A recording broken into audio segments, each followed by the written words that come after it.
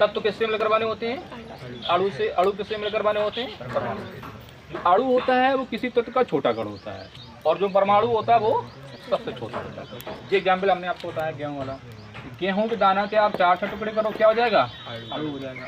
अब उसी गेहूँ के दाना को बिल्कुल महीन कर दो, तो उससे अब महीन पॉसिबल ना हो, सबसे छोटे टुकड़ों में कर दो, तो क्या हो जाएगा आपका? परमाणु। ठीक है। परमाणु की 3 टुकड़े हुए। पहले ऐसा माना गया था कि परमाणु विभाजित नहीं कर सकते, लेकिन फिर परमाणु को 3 भागों में तोड़ दिया गया। एक इलेक्ट्रॉन और न्यूट्रॉन और proton. Electron, proton, neutron. Electron पे नेगेटिव चार्ज होता है, प्रोटॉन पे पॉजिटिव होता है, न्यूट्रॉन पे कोई चार्ज नहीं होता। ये मैंने एक परमाणु बना दिया। किसी भी तत्व का ये परमाणु हो सकता है। ये मैंने एक परमाणु बना दिया। तो परमाणु के सेंटर में क्या होता है? परमाणु के सेंटर में नाभिक होता है।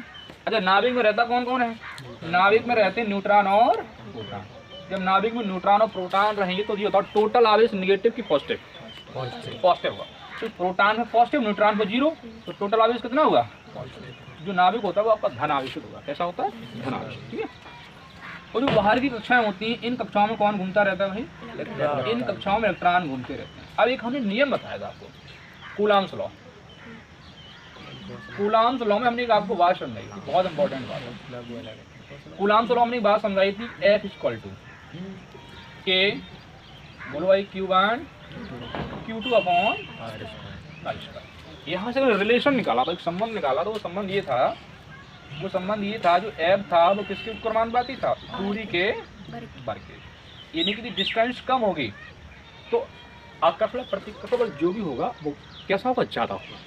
यदि डिस्टेंस आपकी ज़्यादा होगी तो ये कम होगा। अब उसी अनुसार समझो, नाभिक में कैसा आवेश है? बोलो भाई। नाभिक में टोटल आवेश हुआ वो हुआ धन आवेश, और जो इलेक्ट्रॉन होता है वो कैसा होता है? नेगेटिव चार्ज का। तो अब ये वाला जो नाभिक है, ये नाभिक है इस इलेक्ट्रॉन से, या ये वाला इलेक्ट्रॉन इस नाभिक से कुछ ना कुछ दूरी में होगा देखो। और उसी कंपेयरिंग में अगर देखो तुलना में, तो ये वाला जो इलेक्ट्रॉन है नाभिक से क्या नज़दीक है।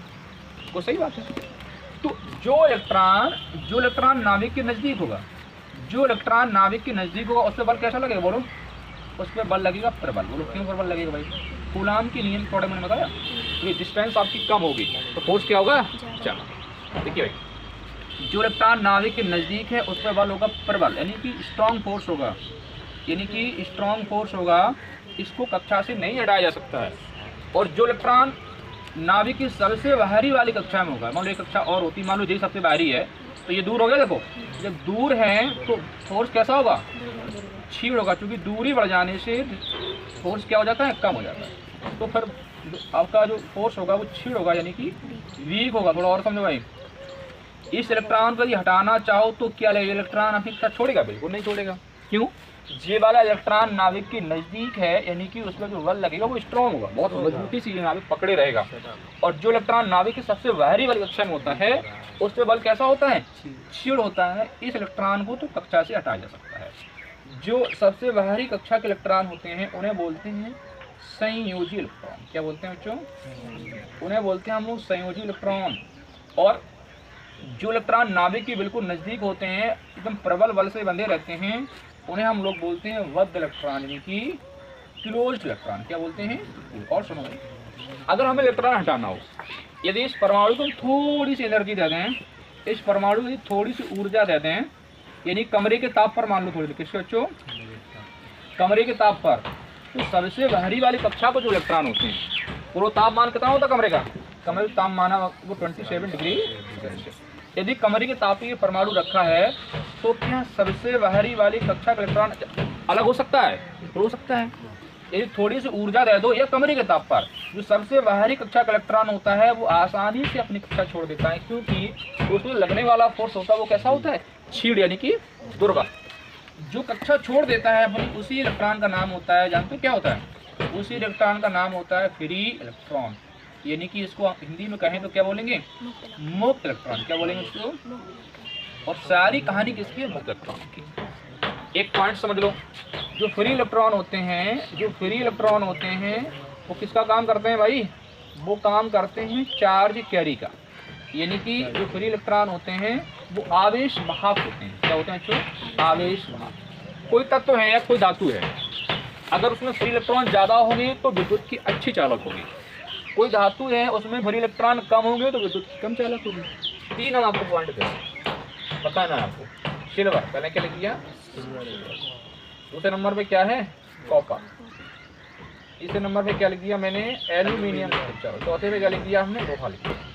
अब 4 धातु जो हम आपसे पूछ दें कि सबसे अच्छी विद्युत की चालक कौन है, माय डियर सिल्वर होगी। अगर हम रीजन भी पूछ दें आपसे तो सिल्वर में जो फ्री इलेक्ट्रॉन होते हैं वो ज़्यादा हो।